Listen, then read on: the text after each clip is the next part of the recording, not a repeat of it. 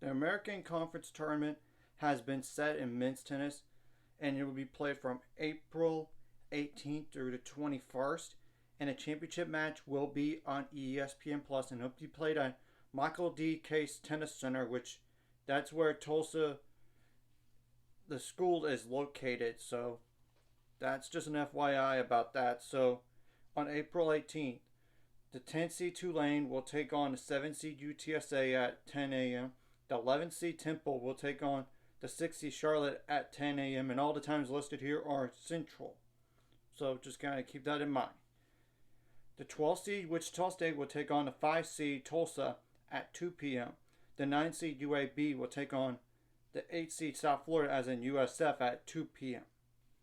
So at the 2 seed SMU will take on the winner of the Tulane and UTSA match at 10 a.m.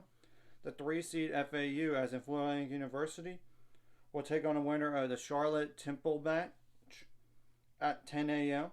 The 4 seed Rice will take on the winner of the Tulsa and Wichita State match at 2 p.m.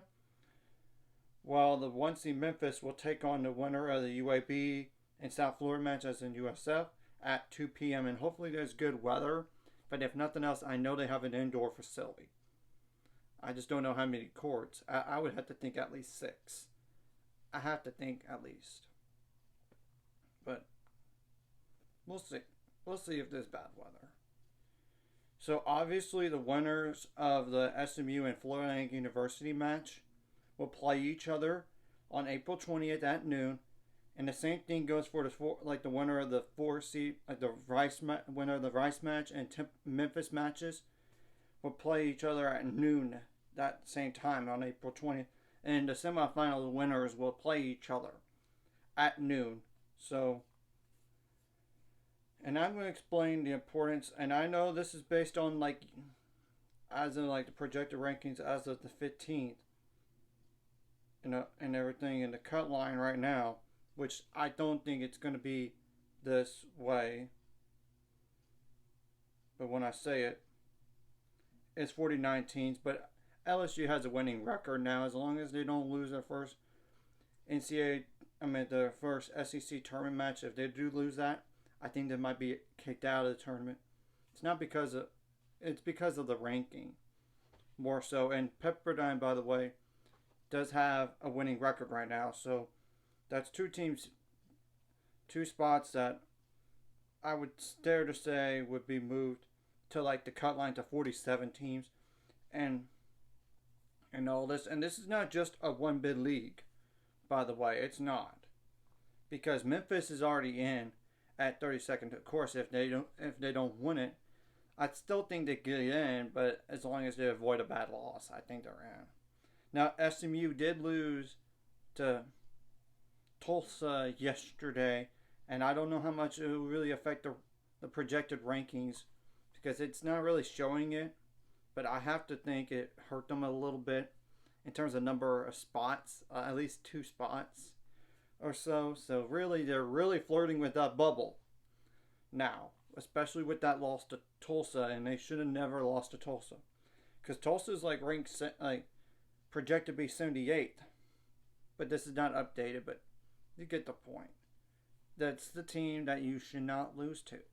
It might hurt them enough to be on the outside. I don't know. Now FAU, on the other hand, they're really flirting with that bubble. They're literally right now the second to last team in, potentially. That's the thing. They're on that first, last 4 in type of deal.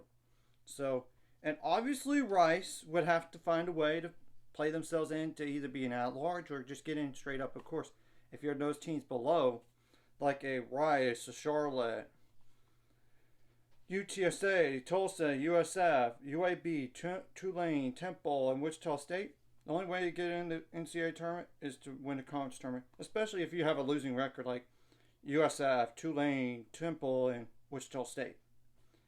I know UAB has a winning record, but you get the point. They're ranked too low, and same thing goes for Tulsa and UTSA and Charlotte. Rice has the possibility of being as an at-large, but bid, but I'm not positive it's going to happen because there might not be enough points there. But you get the point. It's not really for a host site type of deal. Nope. It's more like for those at-large teams like an SMU, like I said, and FAU. They really need to find a way to avoid a bad loss quickly. Because if SMU does lose to UTSA, I think that, or Tulane, I think they're done for the NCAA tournament. I really do think they would be out, potentially. And same thing goes for Florida Atlantic University if they lose their first match against either Charlotte or Temple, by the way. I think that they would be out.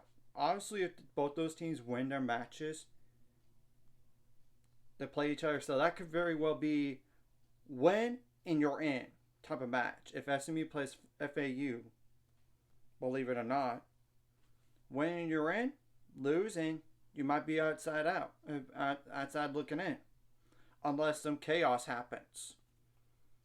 So I'm just telling the truth. So that's kind of important to note, that match, if those two teams face against each other. So anyways, if you like this content, hit the like and subscribe button. See you guys later on the road to 600 subscribers. Of course, ultimate goal is 1,000 more, so money out this. Of course, liking the video, comment video really helps YouTube algorithms so more people can see it. Sharing the video does help as well, so more people can watch. If you're watching and not subscribed, hit subscribe button, hit the notification bell as well. And I think Memphis, if they could just get to the championship, I think they're definitely in no matter what. But if they lose the first match, it's going to hurt them a bit, but I don't think it'll hurt them enough to be out. But you never know. But this is why you needed to win to get to the semifinal match and potentially not just get to the semifinal match, but to the championship match. But if Rice plays Memphis, Rice has to win that match and even think about getting in. That would be a huge match for them if they could just get to that point. But we'll have to wait and see what happens.